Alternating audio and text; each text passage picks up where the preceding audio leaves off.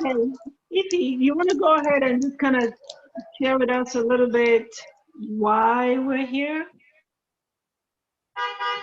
Okay, good evening. Good evening, everyone. Hi. Good Good evening. evening. Good evening. My name is Ifi Anigala. Okay. I am a breast, I'm a breast cancer survivor too. I'm a breast cancer.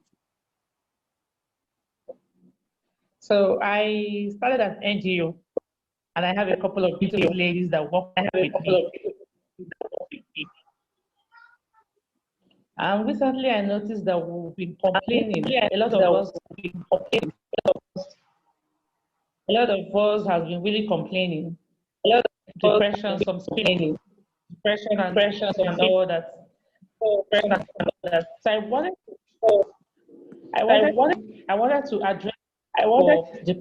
to address for depression. But because I'm not a psychologist and I don't know much about it, so I decided to seek opinions from people that know better than me. So I had to contact Juliet. Juliet, I knew Juliet through my sister who lives in America too. So she told me a lot about her. So I thought it would be wise if she tell us more about breast cancer, what she knows, and how people can deal with depression. That's basically why we are here. Okay. And I Okay. told them to prepare a lot of questions. I told them not just of depression, for just breast cancer generally. Okay. I'm trying to see everyone, to make sure I'm seeing everyone so that we can all be in here together. Um, as far as I'm concerned, this is, is a women's forum. Um,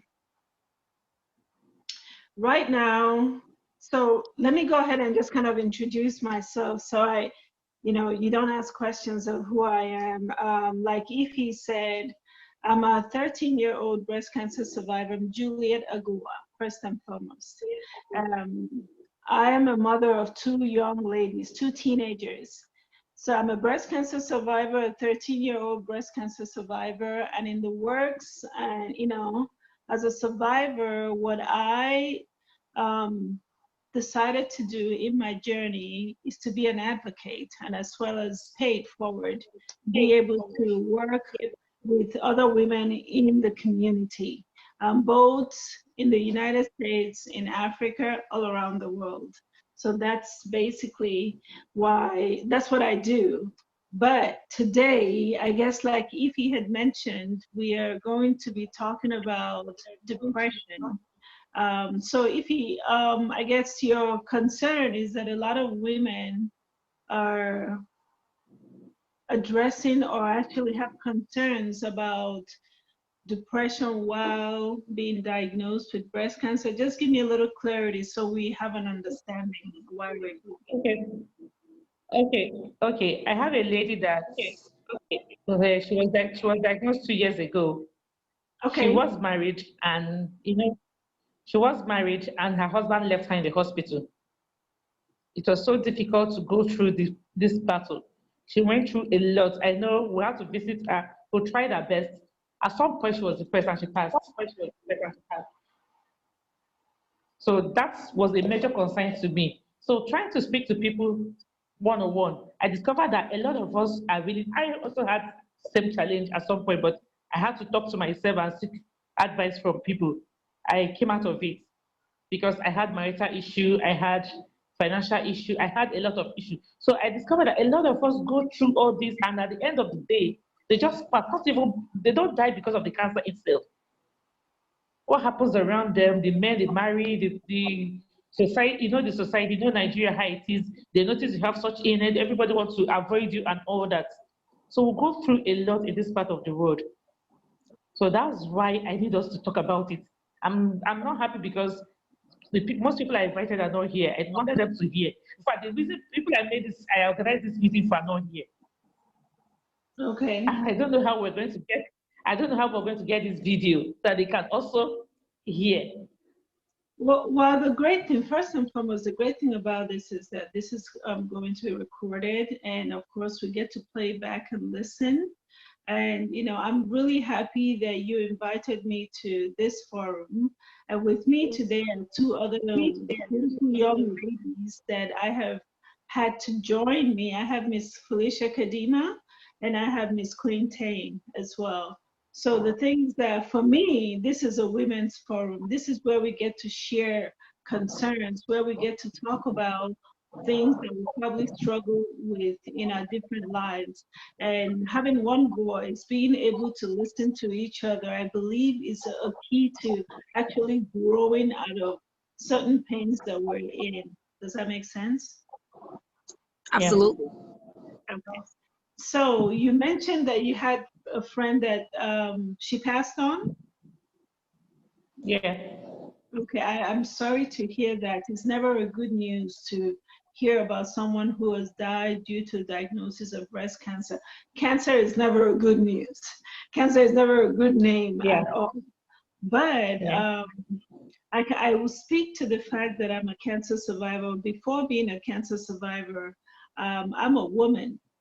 I'm a mother of two, and just happened to be a recipient cancer survivor myself. Went through the diagnosis about 15 years ago. So when we talk about depression, there's so many things that linger into the diagnosis of cancer.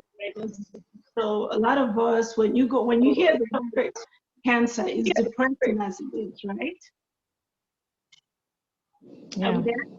Yeah, so the word cancer is depressing as it is.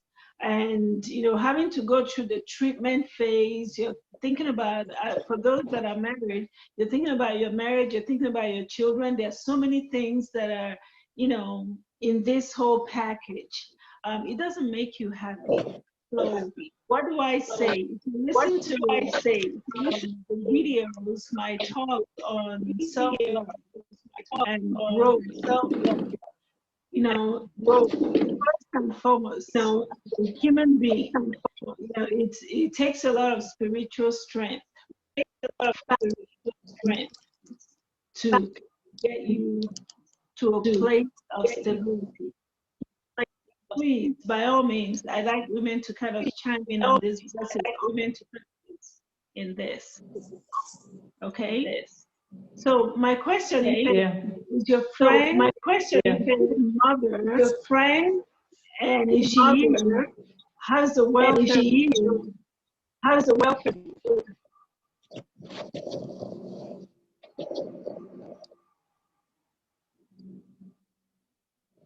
Hello. You're losing? I can't hear you again. You can't hear me? Okay, I can hear you now. Okay. I can hear you now. So please, I didn't get the last things you said.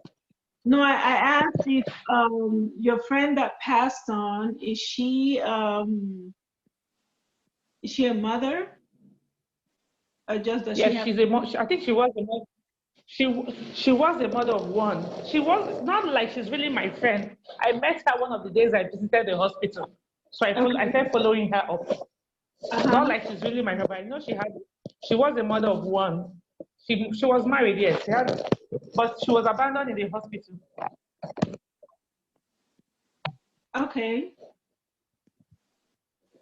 I hear a lot of background. If you're not speaking, can we just mute the phone so I can hear if you will? Can you hear me? Yes, I can hear you now. Can you hear me? Yes. Okay. She had one child. I can't remember whether it's a boy or girl now, because I don't really know her that much. I met her in the course of visiting the hospital with my team. So we met her, and because she was quite young, we picked interest and started following her up. I was following up. So that was how I discovered that she was abandoned by her husband in the hospital. Okay, so she passed. I think. Okay, well, like I said, I do apologize, but let me hear from other women. What would you guys like us to talk about today? Let's have an area of focus. I understand the depression part, you know. Like I said, in the journey of cancer, it's never a happy thing. It's never a fun thing. But let's hear from what is the main concern that we're actually talking about right now? I think if I can chime in a little bit, I think essentially with Miss Ify spoke about this young lady who passed away. I think a lot of times, although they are, they have spouses, I think we need to really focus on support. Are there people in this women's life who can truly support them outside of their spouses? So oftentimes they're more dependent on the spouse as opposed to depending on friends and family. So Miss Ify, can you chime in on that? Did this woman have support around her that could strengthen her in her process of going through cancer?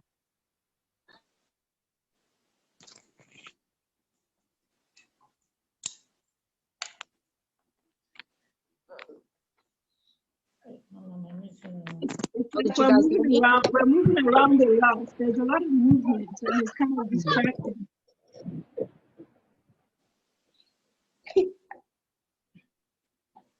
Ify, did you hear the question? Hello? Hello? Did you hear the Jesus. question? Please, I didn't get it right. I'm sorry. So Miss Queen was asking, with the lady that passed on, did she have a lot of support around her aside from her husband, aside from her spouse? Did she have family that supported her during the journey? Yeah, she had, I met two of her sisters, and we also supported her. We followed her up, we really supported her. So I think I remember two of her sisters. I don't know much about her family. I'm talking about the ones I saw. I saw two of her sisters. They were there with her. They followed her up. I think the child was still small, so they couldn't bring the child. The sisters, basically, she had other family members that supported her. I don't know much about that, but we also supported her too. But my major concern when I'm bringing up the issue of this lady is because of depression. She was depressed. I don't know how we can address depression so people will not learn how to come out of depression.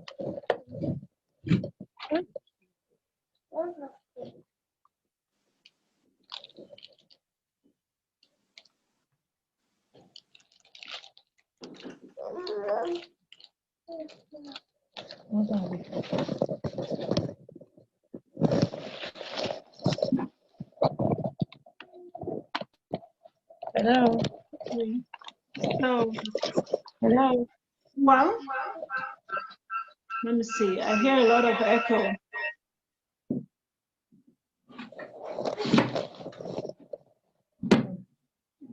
Hello. Oh, let me finish.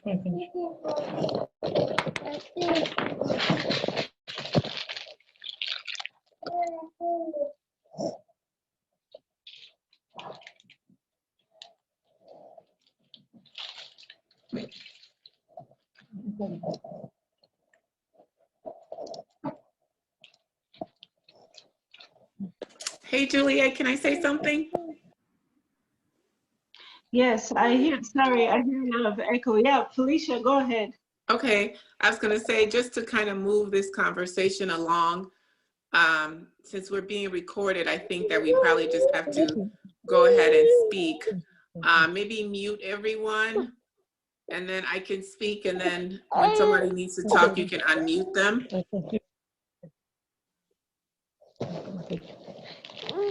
Is that possible, Juliet? Mute everyone and then unmute me. Yeah, hold on 1 second. Okay.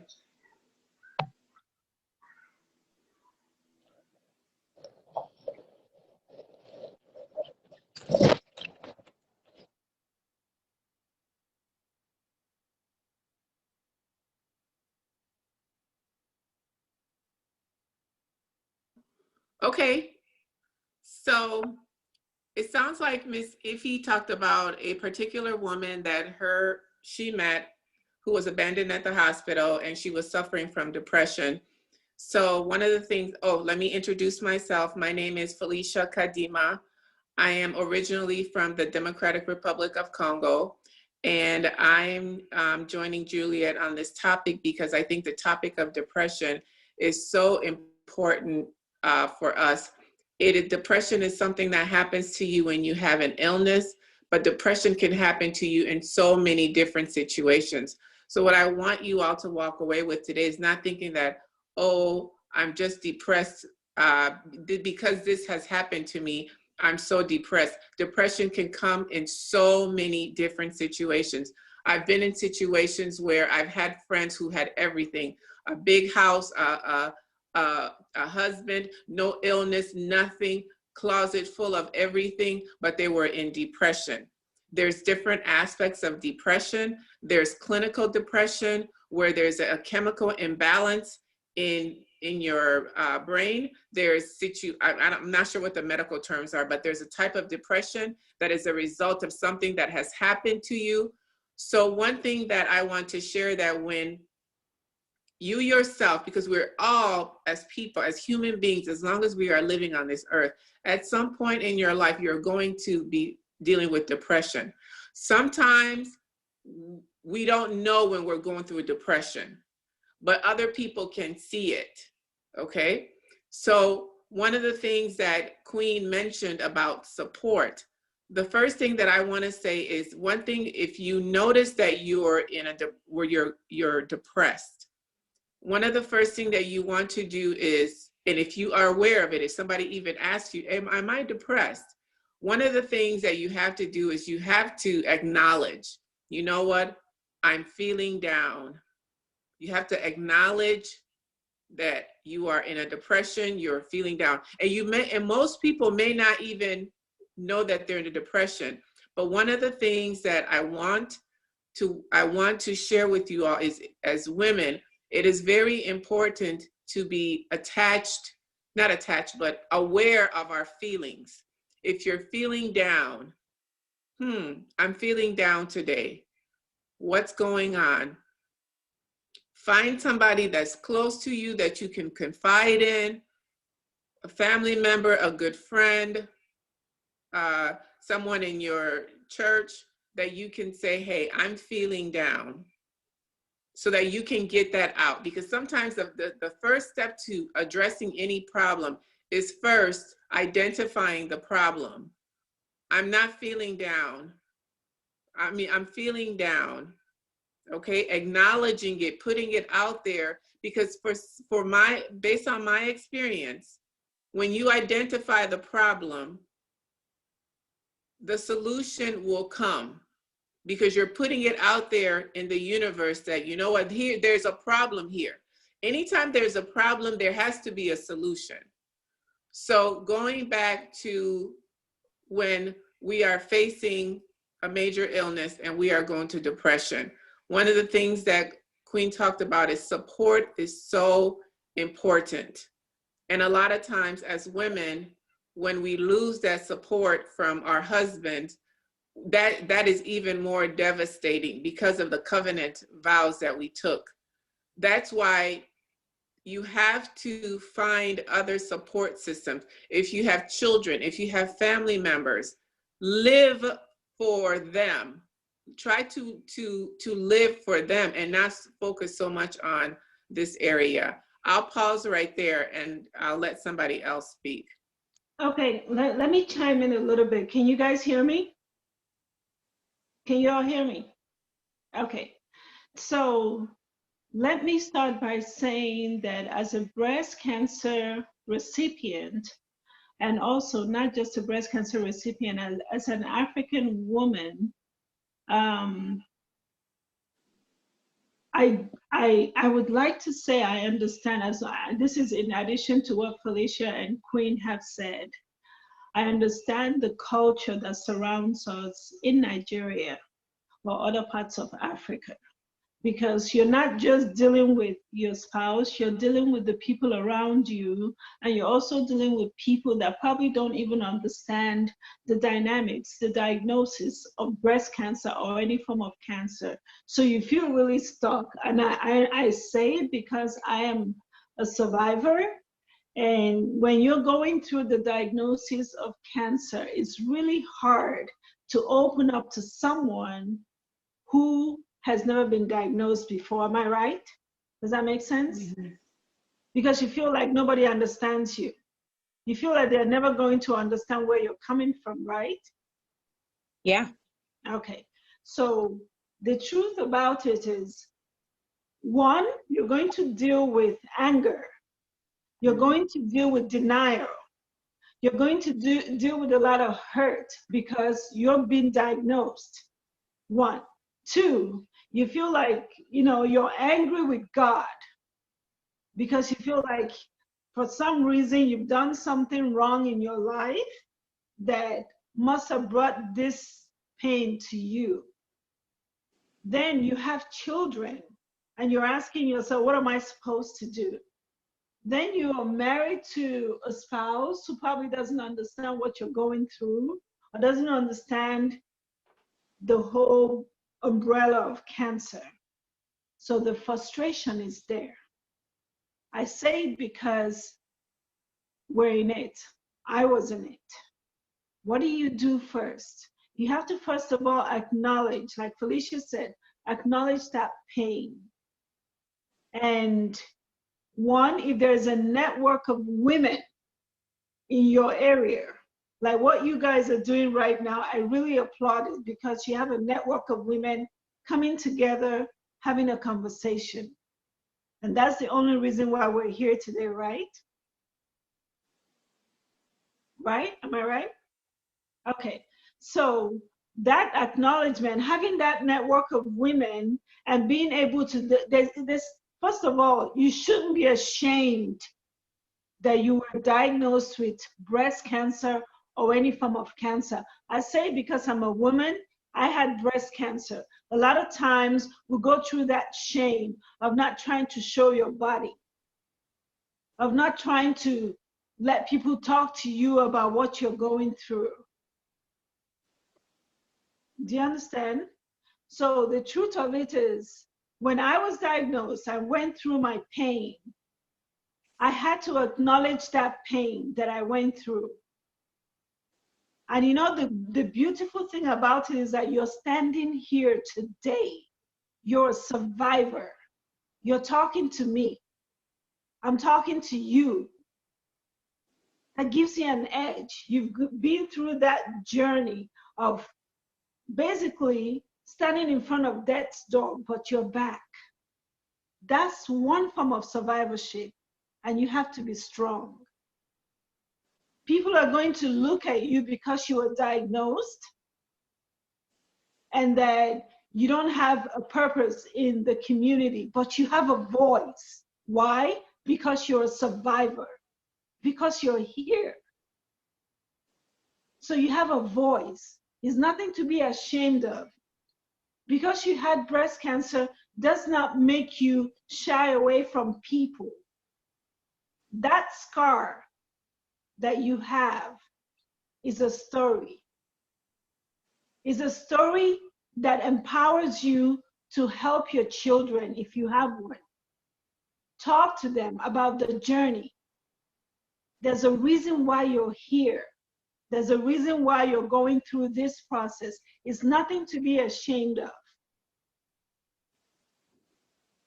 Does that make sense? Yes. Yes. And just to add on to that, I'm sorry, everyone, I didn't introduce myself.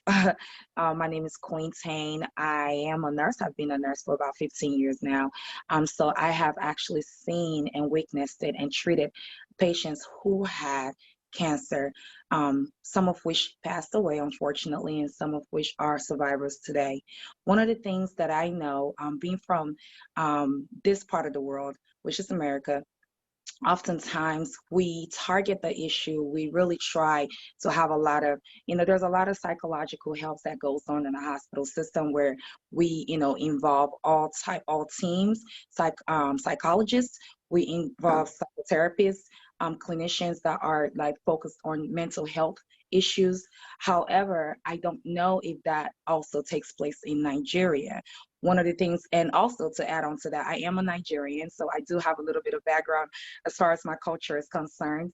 To add on to that, as a Nigerian, I do understand that oftentimes what I've known or what I heard is having, when you have a diagnosis as such, you do have a situation where people aren't tackling the actual disease itself.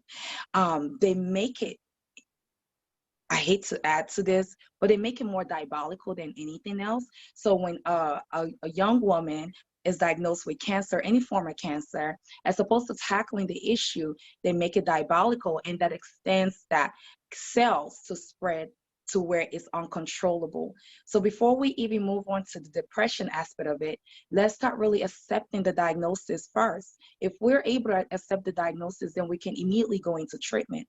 Kudos to those that went through treatment and God, saving them.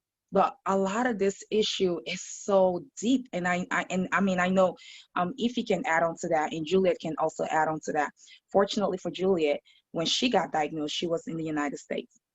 A lot of our young women and a lot of our sisters in Africa are in that part of the world where they more believe in more diabolical issues as opposed to real science. So they're ignoring those focal points where they have to tackle those diagnoses immediately. And that's the result of that, having to be successfully come through that process and being able to say they are survivors. So let's really talk about that as well as we talk about the depression aspect of it. Thank you, Queen. Like Queen just mentioned, the diabolical aspect of it, not really sure. A lot of times, we think that this is a curse. Well, I'm here to tell you that it's not a curse. It's a disease. Mm-hmm. It's a dysfunction in our system. And some of us happen to hit it. But the truth of the matter is it shouldn't be the end. You don't have to sign your death warrant before you even die. Does that make sense? Yes. Does that make sense? We have children. When I was diagnosed, of course, like I said, I fought with God. I was angry. And I'm looking at my children. So my strength, I drew my strength from my children. But first and foremost, I had a therapist. Because it's not an easy road. It's basically, you have a team of people that come together to help you through this journey. You can't do it alone. Why do I say that? You need your friends, you need your family, you need your medical professionals. A lot of people think, I can't go because if I say this, they might laugh at me. Right. Honey, you've been through cancer. What more can someone laugh at you about? How much more can you break yourself down? You've already been through a journey that so many people are not going through, but you survived it. So that gives you that strength. I had a therapist, and like every other African woman, I went through that phase of not trying to talk to her because I felt like she wouldn't understand. I denied myself. And I found out that while I was denying myself, talking to this therapist or talking to people around me, I was, piling up a bucket of hurt. I was really dying on the inside. Yeah. So what did I do first? We formed this network of girlfriends. Felicia was one of them back in the years, and a few other beautiful ladies. And one of the things I told them, let's come together. Let's talk about everything else but cancer. I wanted to live life through them. And by doing that, I think it kind of helped me.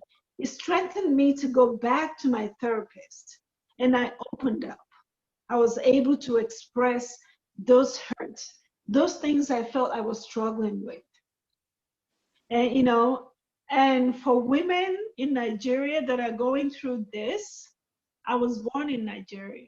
I know, I understand. Not just being born in Nigeria, I am a mother. I am a woman. So whatever it is you're going through, I went through. Probably still going through. Sometimes we have, we have our days. There are days you just don't feel like doing anything. There are days you just feel so down. If you can take some time to yourself, that quiet moment to yourself and God, and have a conversation, it makes a world of a difference. And like Queen and Felicia said, network of people, your friends around you, people that can openly and honestly talk to you. You can share conversations, they can talk back to you. It's one step in growing from this depression. Yeah.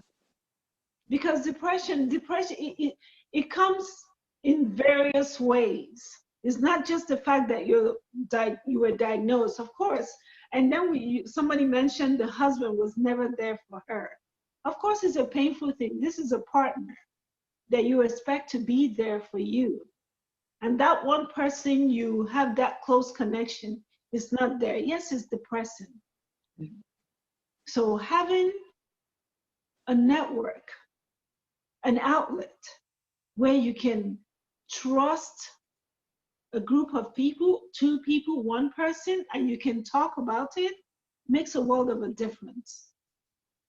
And for those of us, there are some women that find it hard to even go to the hospital to talk to these medical professionals. I understand the culture back home, but I would really ask that it doesn't matter how painful it is, find a way to talk to your professional. I always tell people, medical professionals, the doctors, nurses, they're not God. They can only help you based on the information you pass on to them. Does that make sense? So when you're with your doctor, whoever, please open up and let them know where you're coming from, what you're struggling with. And then, I don't know, I can't really say, I would like somebody to chime in from Nigeria. I know we don't have what we call therapists that actually deal with this after cancer diagnosis. That I can attest to, because we've been back home during the advocacy to know that that's something that a lot of women struggle with. So please, correct me if I'm wrong. When you get diagnosed with this breast cancer disease, when you go through your treatment, do they ever offer therapeutic help, therapists that you can actually speak to on your struggles? Is that the case here? Thank you, Juliet. Thank you, Juliet. Can you hear me? Yes, I can hear you, caller. You know why I laughed? It's because I'm a medical doctor. Okay. And it shows that we medical professionals, we are not immune to these diseases. And so, like you said, we are not good. But when I was diagnosed, probably because I'm a professional colleague, I was opportune to be seen by a psychiatrist. So, but I know other patients might not have that opportunity to meet with a psychiatrist. But my team, by the time they were breaking the diagnosis to me, there was a psychiatrist amidst the team that broke the diagnosis to me. And coincidentally, the consultant psychiatrist that was in that team was also a survivor, cancer survivor, but he was managed for colorectal CA, and we both work in the same hospital. So I think because of that, to encourage me to surrender myself for treatment, medical knowledge goes a long way. Oh, So I think because of that, my team was made up with that consultant psychiatrist that has also walked through the journey, that has also been managed in the same facility where I worked, and he also worked in that same facility. But for other patients, I don't think they invite therapists to see them, whether a psychology or a psychiatrist. At a point in time in the treatment, when they invite those people is when probably patients are actually saying that, okay, they want to decline treatment. Maybe they want to decline treatment, or maybe they are undergoing therapy like getting chemo, and they notice that they are depressed or their quality of life is reduced. At that point in time, they can bring in a psychiatrist to see them. And at a point in time in the therapy too, probably they're having financial constraints too, they can bring in a social worker to also see them. Right. But not in all cases. That's what operates in Nigeria. I work in OAUTAC, Ile-Ife. You understand? So I think not all patients have access to that kind of of setting, let me call it setting. But because I'm a colleague, I was opportune to go through that kind of setting. okay. So, I mean, thank you so much, caller. Thank you for sharing that information. So we'll take it that they don't have that kind of setting. But is there, as a medical doctor, I'm talking to you right now, as a medical doctor, I mean, like I said before, I applaud the fact that you guys created this women forum, because even if in a place where we don't have this professional therapist who can help them, which I think should be Standardized. It should be key into this diagnosis, because you really need an outlet where you can talk to someone. But in a place where we do not have that, we should have a network of women. I say it because I had that, and it helped me open up a little bit more to my friends. And I think through me, my friends were able to learn more about breast cancer. So I was able to go through that journey with them. That's one thing that we should consider, you know. Also, when we talk about the depression and the phases we're going through with this, you know what I mean? You can attest to that too, Carla, that once you go through that phase, all the treatment, I know it's painful, it's not easy. You have in my case, memory loss and the whole train of them. A woman should be able to ask herself, what is it that makes you happy? It doesn't matter how little it is. What is it that makes you happy?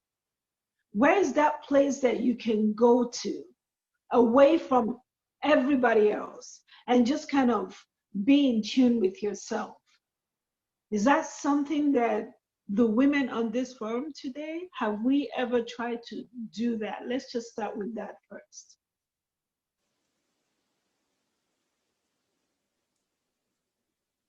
Can you say something? I mean, I see happiness, I see color. Do you guys? Because I know very well that we face the challenges of our children. You're coming back from work, and trust me, I grew up in Nigeria to know the traffic, and you deal with work, children. You barely have time to drink a cup of water for yourself.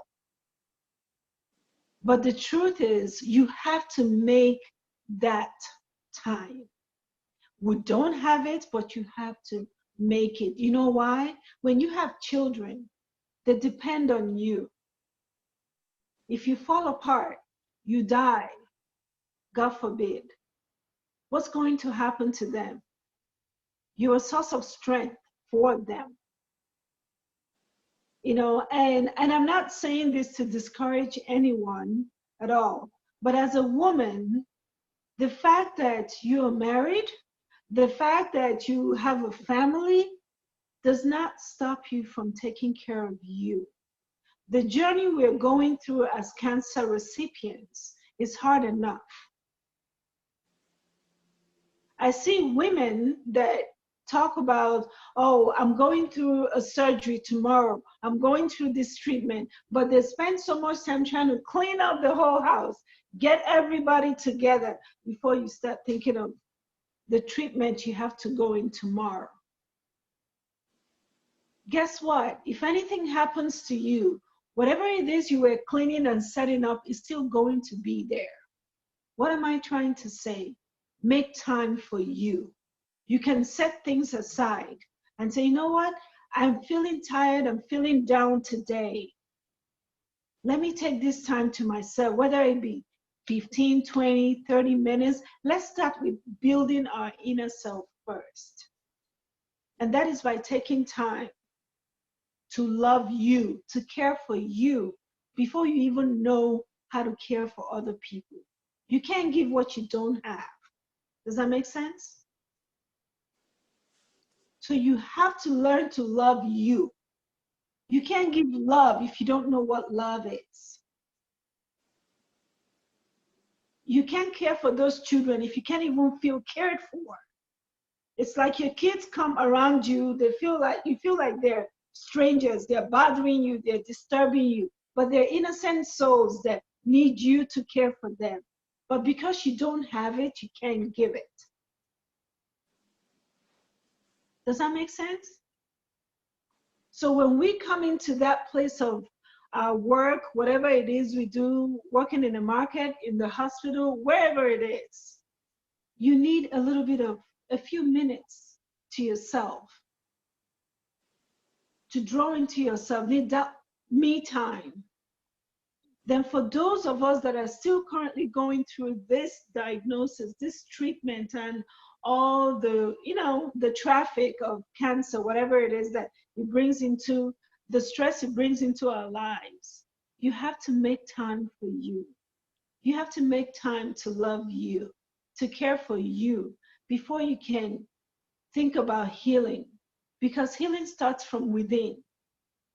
It's not the people out there.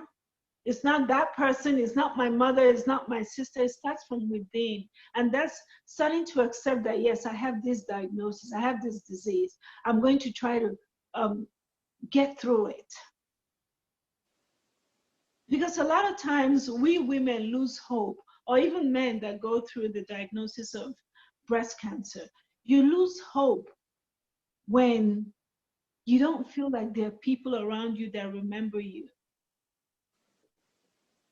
Does that make sense? Absolutely. When you feel like nobody's there for you, then what's the purpose of living? Mm-hmm.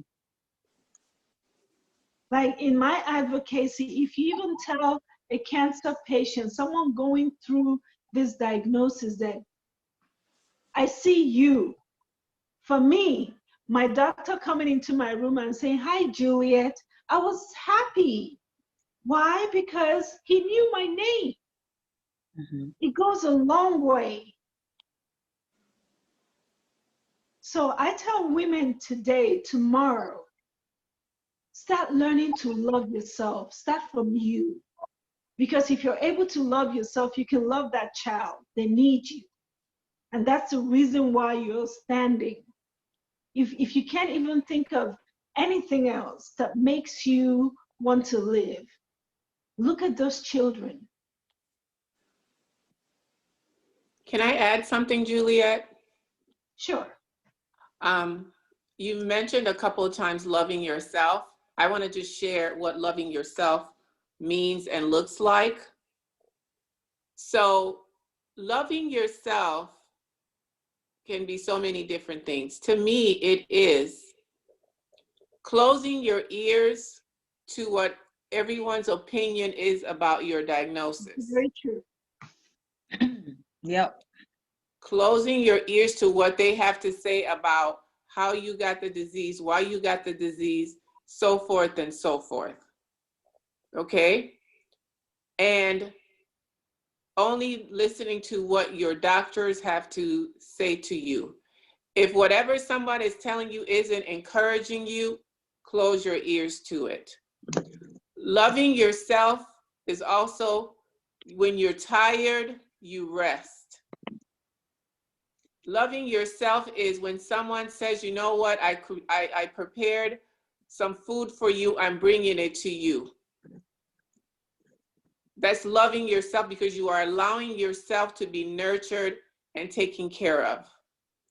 Loving yourself is taking the time to take care of yourself, whether it's just sitting down, having quiet time of prayer. Loving yourself means when you say, at this time, I'm going to relax, or I'm going to read my Bible, or whatever you have planned. If somebody else comes with another plan or agenda, you do not change what you have planned to do for yourself for what somebody else has to say. Your uncle, your sister, It is learning to put yourself first, because like Juliet said, you need to take care of yourself before you can take care of other people. I'm African too. I know how it is for us African women. That's why we are sharing with you that, and I know that the culture dynamics are different. So that's why we are in another part of the world. We're bringing information to you that can help you in the society that you are living in right now. Don't believe those lies. Oh, it's a curse. Oh, it's because you did this, because you did that. Oh, because your great-great-grandfather so-and-so.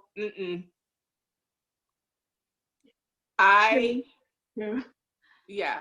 So I'll let you go, Juliet. Well, the thing is, I hear, thank you so much, Felicia.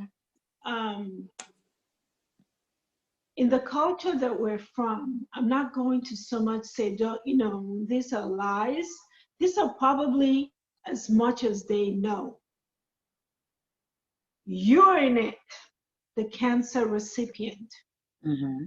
Do you understand? I say this because when I was diagnosed, I did have family members that said, just pray and wish it away. You cannot wish it away. Yes. You cannot wish it. It's a disease. That's right. It's not something that you wished upon yourself or something you did. No. When I told my family is the diagnosis are positive, I have breast cancer.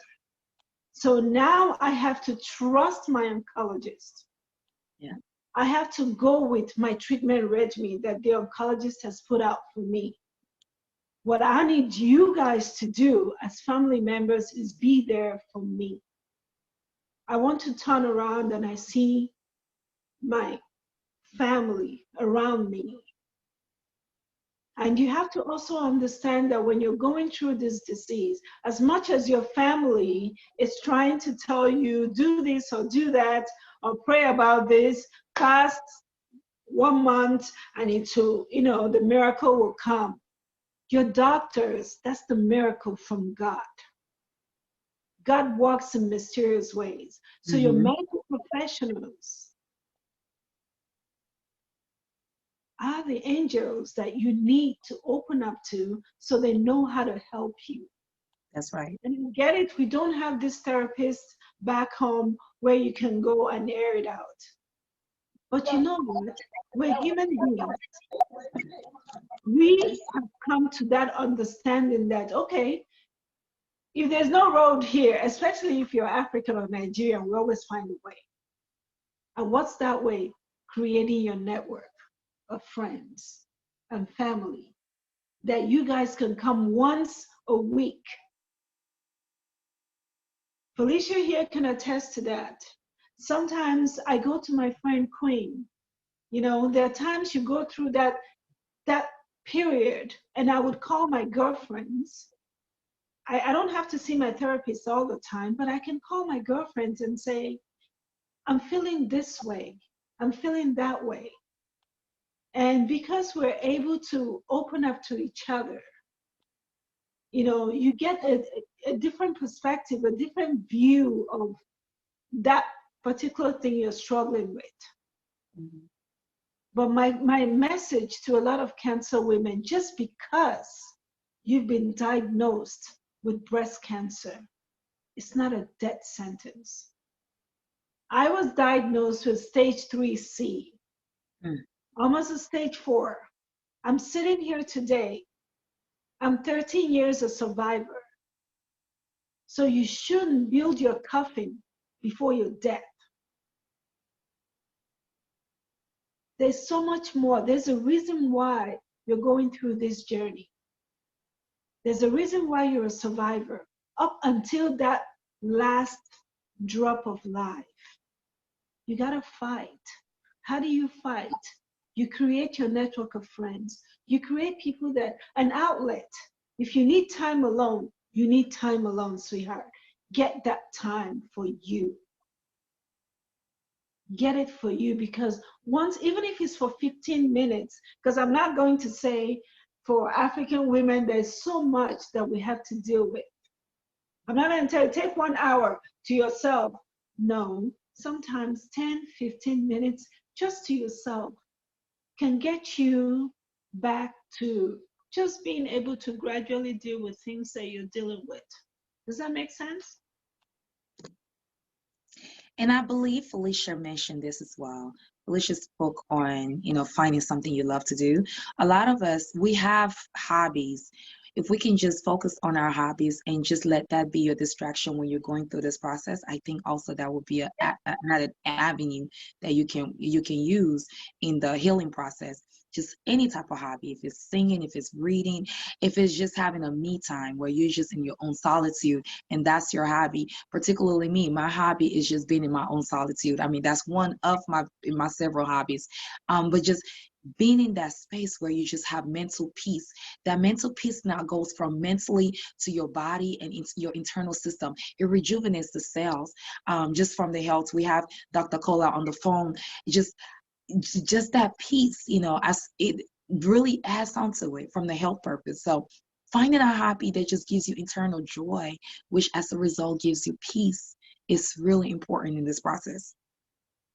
Okay, and I see there's peace, and who else? Can you guys kind of chime into this? So because this is our forum, I don't want to make it as if we're the ones giving the talk. I love the fact that Dr. Carla just, put in her own input. I love that, because you have to understand where someone is coming from in order for us to be in the same place. Does that make sense? Yes. Thank you, Juliet and Quinn. One important thing that we also want us to discuss is life after cancer treatments. It also goes a long way. I think part of the things, personally, my medical knowledge has been a problem. And I've been trying to deal with it with my faith, you understand, then probably get distracted by attending to patients. But most times when I see people with cancer, because my unit, we have a lot of people coming down with hepatocellular carcinoma, that's liver cancer. And most times when they come like that, they come in late stages. So we tend to lose them at the end. So when I see people like that, I get moved and touched. And there's this fear that always grip me. You understand? Going through that journey and seeing people losing their life afterwards, it's something that is not palatable at all. So balancing my work as a medical professional and also my health status too, you understand? So I've been struggling in that. I think most of it is life after treatment, the fear of recurrence. How have you been dealing with this? I think we should also shed more light on that, because thinking about it itself weighs you down, and it's part of the things that is causing the depression. So I just want you to throw more light on that. Thank you. Oh, life after the diagnosis of breast cancer. And you said the fear of reoccurrence. I think a lot of people who have gone through this journey might agree with me. You always have that fear because in everything you do, I mean, first of all, you think about your lifestyle. You kind of change your lifestyle a little bit.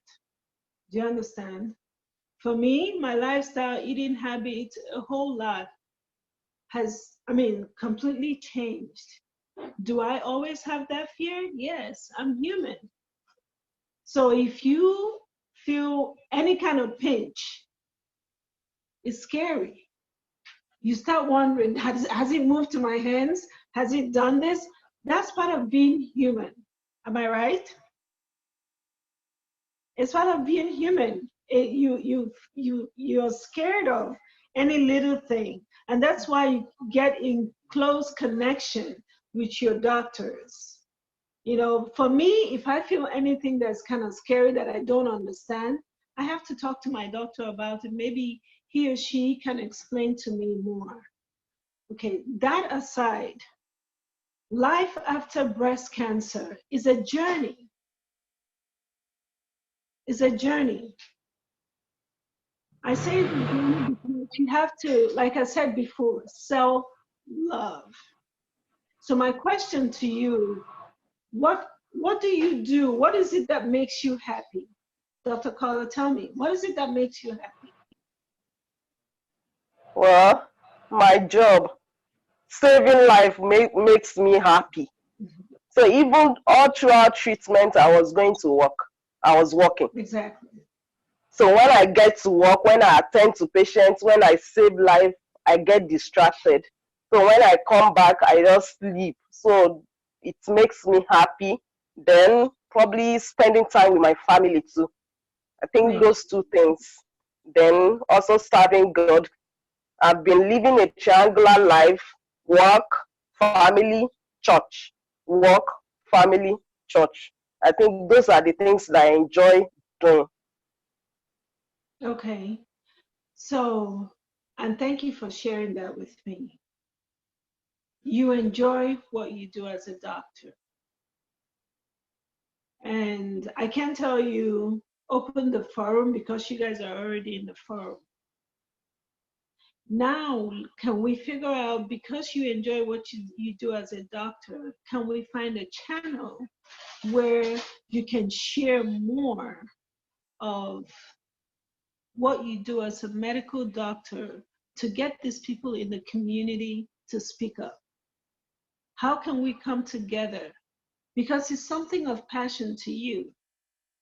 How can we come together? For me, I connected with a group of medical professionals, some great nurses, and we went out on Saturdays to do breast health care, breast health examination, because this is me trying to share what I struggled with so that another woman wouldn't have to, so another woman would have the courage to speak up. But aside from your profession, what you love doing in terms of your profession, what is it that makes you happy? That's my question.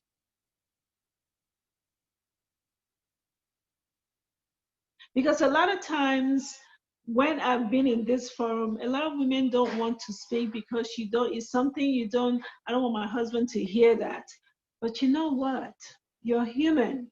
He's human. He's probably doing something that makes him happy. What makes you happy, that brings joy and generates something bigger than just you? Does that make sense? It does. Okay. Well, So let me what makes let me hear from other women too. What is it that makes you happy? Maybe we can start with that.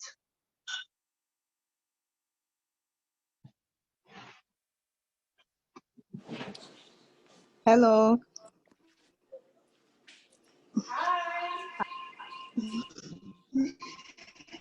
Okay, I'm happy and woman. I thank you so much, ladies, for this forum. I'm so excited and I've learned some things. So one thing that makes me happy, I'm someone that travels a lot. Traveling, or when I'm on the road, I'm so happy. I love to go to places. And Take then me. number two, Thank you.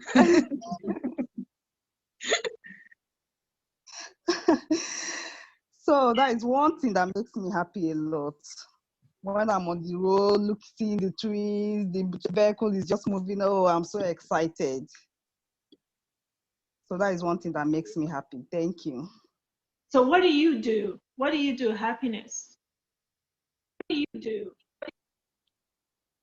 I'm a medical lab scientist. I didn't hear that. Sorry. Okay, I'm a medical lab scientist. Okay. Did you get me? I'm a medical lab scientist. Okay. Okay. Yeah. So I'm presently working with a private facility. Just to add on to happiness's point, I also have a love of traveling. That's one of the things that makes me happy. So just to add on to you, happiness, traveling is an escape. It's, experiencing something outside of your norm, being outside of the state that you're from or outside of the city that you're from, being able to go to places that you've never visited before is an escape, and having that experience really brings joy. So for me, for sure, one thing that I would certainly say that makes me happy is traveling. I enjoy it. It's an experience. It's a lifetime experience. It's something that you take to your grave. It's really important to have that one thing, and that's traveling. Okay. Thank you, I Corinne. was going to share, for me, is being out in nature. So taking a walk in the woods, going to the beach and just looking at the ocean. For some people, especially when we're talking about when you're in a situation where you have a diagnosis where you're sick and you can't do too much. Something for me also, doing something with my hands. It could be sewing, it could be crocheting, it could be doing something artistic to make things for someone. For me, sometimes it could be cooking. So I think the point of it is trying to find something that you can do that brings out the joy in you. Because what I want to say is, for those of us who know the Bible, I can't remember where this says, is that Jesus says that my joy I leave you. So joy is part of our natural state as human beings, okay? So find the things that will bring out that joy in you. It could be having some people over, fellowshipping with people. It could be singing in the choir. You can be sick and still participate when you have the strength, still sing in the choir. You could lead a Bible study in your home. So I think for me is do not let yourself or any woman who has a diagnosis think it's over. No, you can still be doing things while Juliet was going for her master's in the middle of having a cancer. This woman was doing so many different things. I used to call her crazy. I used to be like, now what are you doing? So the point is that life still can go on. Because when you start doing those things that bring you joy, whether it's doing a small Bible study, singing in your church choir, sewing, fellowshipping in your home, whatever it is, it distracts your mind away from focusing on the illnesses, and now you're focusing on life, which will feed into your body, your cells. It will start, so you're going to be speaking life into your body. So that's why I wanted for us to talk about that, what brings you joy. Okay. Thank you. Thank you, Felicia. And very true with everything you just said. In my own case, what brings me joy? Before cancer came into my life, before anything else, of course, I was in the media eye, still in the media eye to a certain extent. being in the Nollywood setting, modeling, then of course, then you become a mother, you go through cancer and all of that. You have to, I asked myself, what is it that makes me Juliet? Aside from the fact that I have this family, what is it that rebuilds, that makes Juliet happy? That when I do it is a form of joy, happiness, smiling, because that's a distraction. What is it I can do? I love to cook. Growing up in Nigeria, of course, we all learned how to cook. I love to cook. Sometimes I traveled, sometimes for leisure, sometimes for work, but a lot of times I love writing. I enjoyed writing because by putting it out there, for me, sometimes you don't really have anybody to talk to, you just write it out. So you have to find an outlet of what makes you happy. Does that answer your question, Dr. Ko? I know Ify was raising her hands, right? Sorry, you wanted to say something. I can't hear you, you're mute. I can't hear you, Ify. Let me see. Can you hear me now? Yes, I can hear you now. Okay, sorry, my network has been so funny, but a bit stable now. Thank God. Talking about what gives you joy. For me, I was laughing when I heard Julius talking about, when I heard Happiness talking about traveling. I love to travel too. I love to travel a lot, especially by road. I like to count the trees. I like to look through the windows and see what's going on. I never sleep on the road, no matter how far the journey is. But again, what makes me happy is I like, before cancer, I like to hang out with people. I used to be in the choir, but at some point, I wasn't getting, I wanted to be a very good singer, but I didn't get the kind of friends I wanted. So I had to withdraw and all that. So I like to hang around people. I like to make friends. But when this challenge came, cancer, I got a bit withdrawn. I had to hide myself. I had to, in fact, it took a lot of courage, the grace of God, for me to speak out. It took the grace of God for me to let people know what I was going through. I battled all alone with my family. It's in 7 years. This is my 7th year, and I'm grateful to God. It was just me. In fact, my next door neighbors didn't know what I was going through until I decided to speak out on social media. I had to put my story out there for people to read and get encouraged. And that was how I got my strength and my courage back. So again, at some point, sorry, this is a question now. When you write something about yourself, about having one of your breasts removed, you get some inbox messages from people. You don't have to do that. You don't have to disgrace yourself. You don't have to tell the world you're this. In fact, someone told me my husband left me because of the messages I was putting out. But that wasn't the issue anyway. We had our differences, but I get a lot of embarrassing statements from people, and that keeps me wondering. I don't know. Should I stop what I'm doing? Should I go back and pretend that this thing never happened? What do I do? This is my question. How do I handle this aspect of it? Because I'm being bullied a lot of time. People bully me a lot. Okay. Well, first and foremost, like I said before, you're going through a phase that a lot of these people have not gone through. So how do you get over it so they don't ask you and have all these misconceptions and, their knowledge of what they think it is you're going through is by trying to educate them, trying to pull them through your journey, what you went through. Do you understand?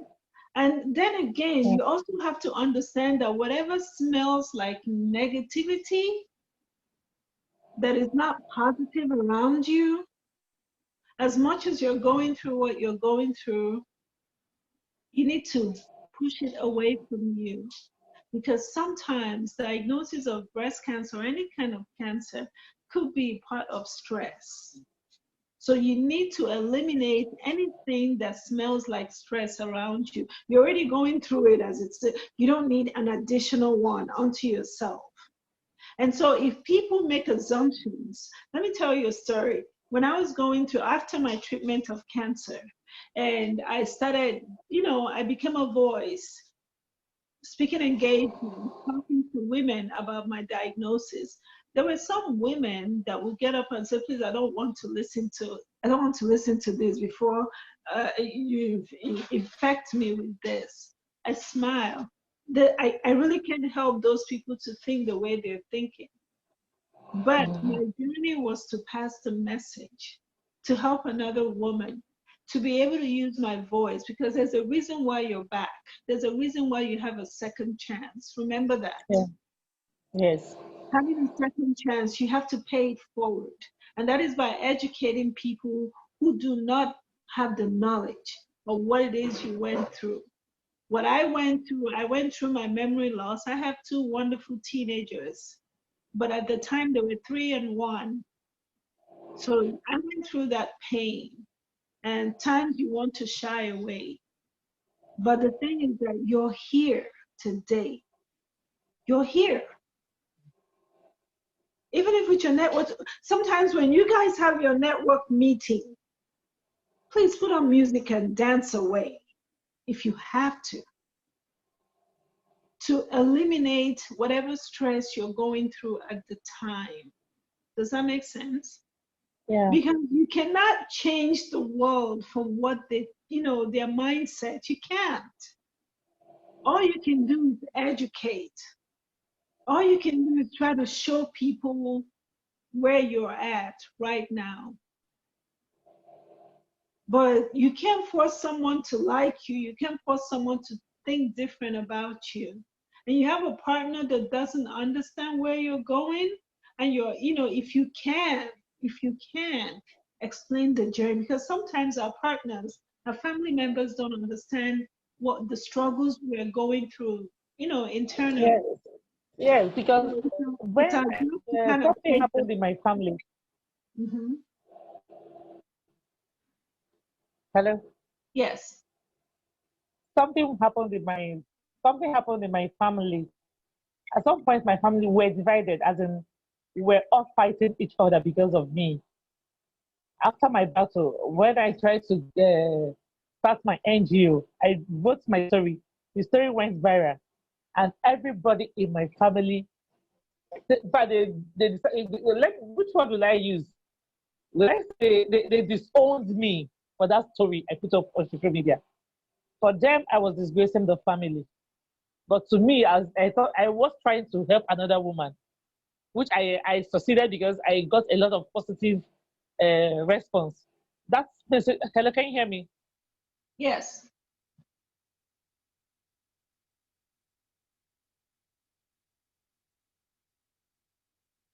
It kind of is on mute again.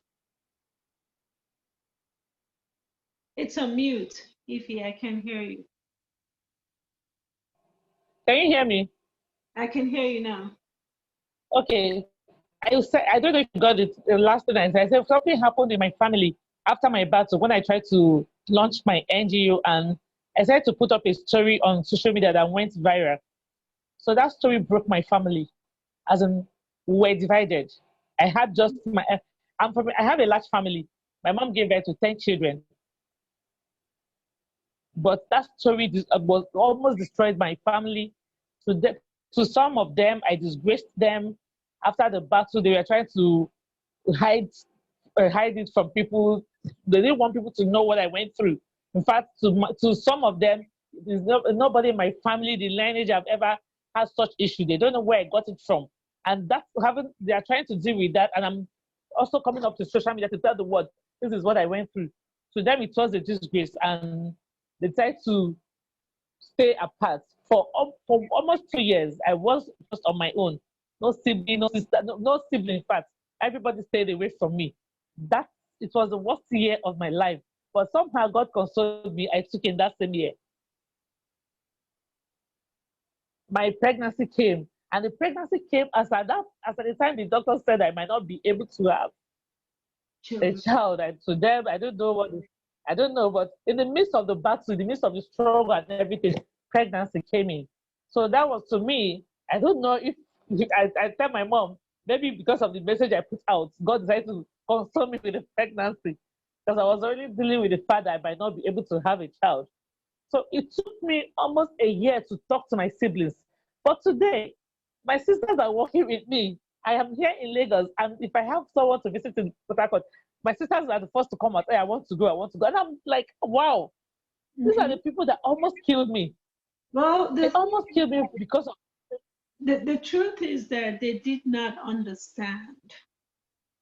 And for Africans, the diagnosis of any form of cancer is like a shame. It's a cultural stigma. Yeah, exactly. So Exactly. I applaud you for being consistent in sharing your story and sticking to.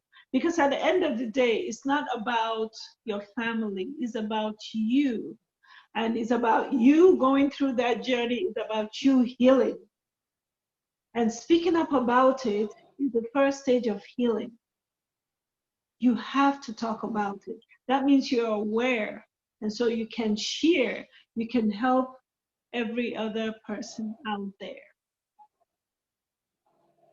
So with time, your family kind of understands, okay, she's actually consistent on this. That's the human nature. And everybody follows suit and they join in the chorus. Yeah.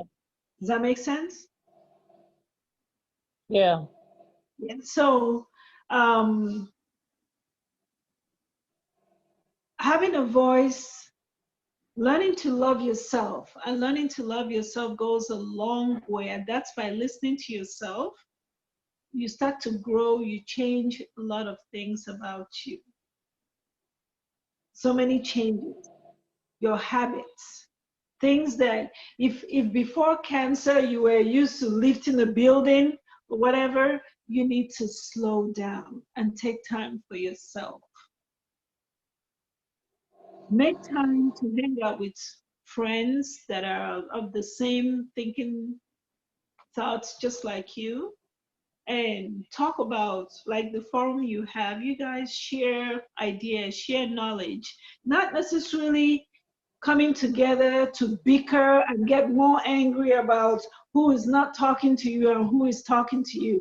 Who's not talking to you, who's not looking your way, that might be an energy you don't need at the time. And because it's an energy that is too negative, stay away from it and be around people that can share something positive. Does that make sense? Yeah. Happiness says she loves to travel.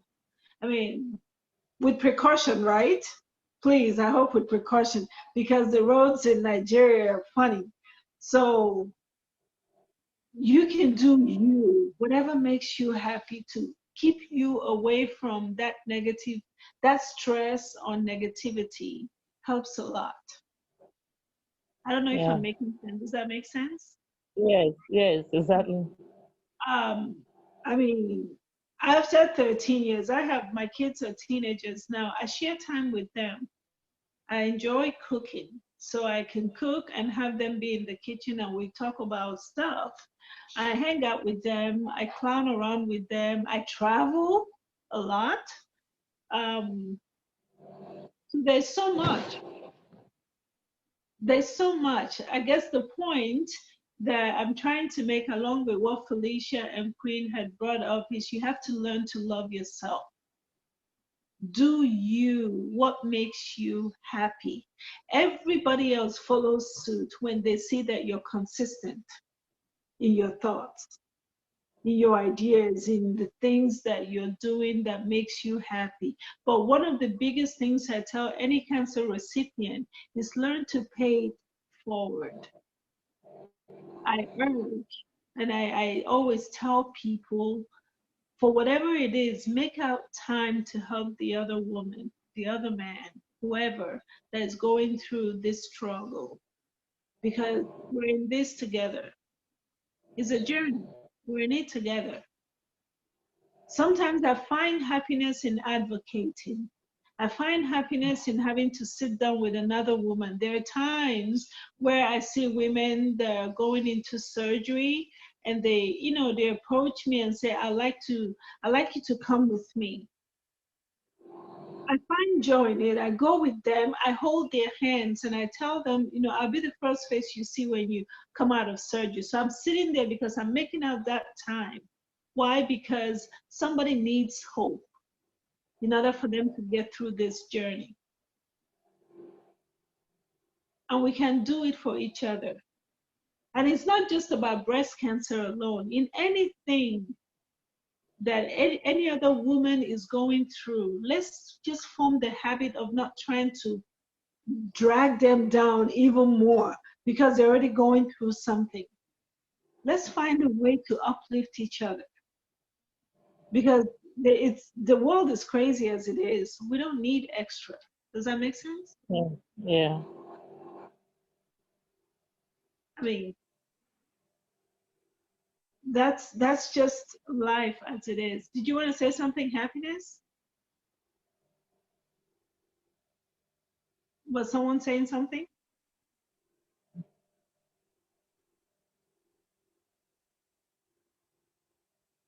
No? Hello. Yes. Okay. I want to say some just add what you just said now. Trying to be there for one another. Can you hear me? Yes, I can hear you. Trying to be there for one another. Yes, because of my journey, I have met and interacted with a lot of ladies, and indeed, interacting with those ladies has really helped me. More sometimes these ladies, they will call you on phone, maybe at night, in the daytime. Or you're also undergoing the same issue with them, breast cancer issue. We are all in the team together. But at that time, they are having maybe one or two issues and they need someone to talk to. They just call. So most of them will be asking questions like, okay, I will like, I'm not a doctor. Okay, can you go to the clinic, maybe on the clinic day and see the doctor? Don't worry, you will be fine. Don't worry, just relax. Don't worry, you will be fine. No? And then sometimes when it happens to me, mommy, mommy, I'm having so something is happening to me. Any pain in my body or in my leg. At the time, when don't worry, the pain will go. It's nothing. When the pain goes, I'll say, oh, it's true, it was nothing. Over time, I've come to realize that meeting and interacting with these people it helps a lot. It goes a long way. It has helped me in particular. Yeah. Sometimes. And when this whole thing started, I had my hopes on my friends, childhood friends, but funny enough, none of it was like, this person, she's going to die. My friends disastered me. But when I met these women, beautiful, great women, I don't even bother myself about whether one childhood friend left for it has not called me for months or years. I don't bother myself. Like, I just see these women, we are interacting, we are calling each other, we are WhatsApping, and everything is just okay. I don't think of anything again. I'm okay. I've got new friends, and life goes on. So interacting with people, interacting with especially those that are in the team that knows what is happening, those that have been there before or those that are in presently, the understanding is mutual. Exactly. Thank you. So yeah, thank you so much, Happiness. Thank you so much. That networking is key. So I encourage everybody to network. What you guys are doing is great, and just be there for each other. And another thing is, now that I'm here, I guess I'm part of the women, right? Yes. Yes. We have to do this again and again and again and again. So we're all in this together. Whatever struggles that we're probably going through, we kind of find a way to communicate with each other. If there's any way or anything you'd like me to, be a part of, talk to you about, or whatever concerns you have and I can help, please feel free. If he has my contact, let's connect with each other and just, you know, kind of help each other out in every way possible. Does that make sense? Yes, yes. Paula here, the medical professionals. So, you know, you guys have a team of great women. I see that already. So, I mean, I would hope, I know if he said majority of you guys are in Port Harcourt, I don't know if those are in Lagos. It would be nice to kind of connect with you wonderful ladies if I ever, you know, when I come to Nigeria, to just kind of network and see how everyone is doing. Yes. I want to thank you all. I really, Ify, thank you for these lovely ladies having to invite me on this forum. I've learned one thing. I mean, you learn every day, and I really appreciate the fact that we're able to open up on this channel and kind of talk about our struggles. But it never ends, because there are days that you go through times and you don't feel like talking to anyone. If you ever need time to yourself, you need time to yourself. But then I encourage you to kind of speak up if you're struggling with something, because if you're not speaking up, the other person does not know what you're struggling with. And if nobody knows what you're struggling with, then that's a big red flag. So please open up, talk about it, ask questions if you're not sure.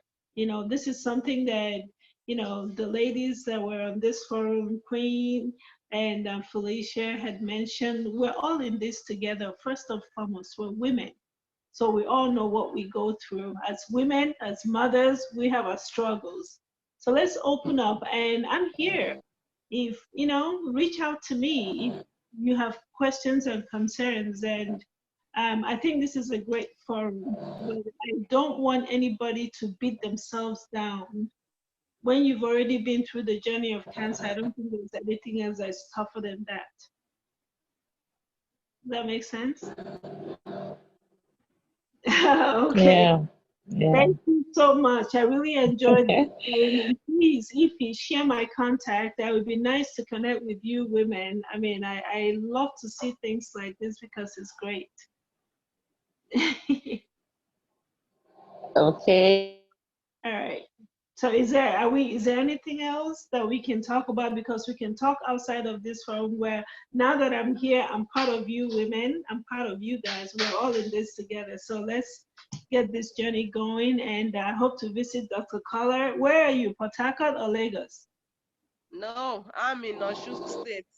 Osun State. Southwest.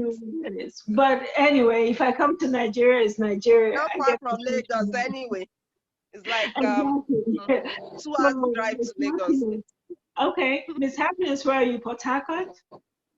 Yes, I'm in Port I went to the Harcourt. University of Port Harcourt, so you know. I went to University of Port Harcourt, so I'm very familiar with Port Harcourt. So he's in Lagos now. So I mean, anytime I'll let you guys know that I'm in town. Okay. Please, I will do this again, Dylan. I will do this again. Yeah, definitely. You let me know. I'll be more than happy. For women, I'd love to have this conversation. Let's talk. Okay. All right. Thank you so much. And you guys have a wonderful evening and a nice weekend. Thank you. God bless you. Thank you. Thank you.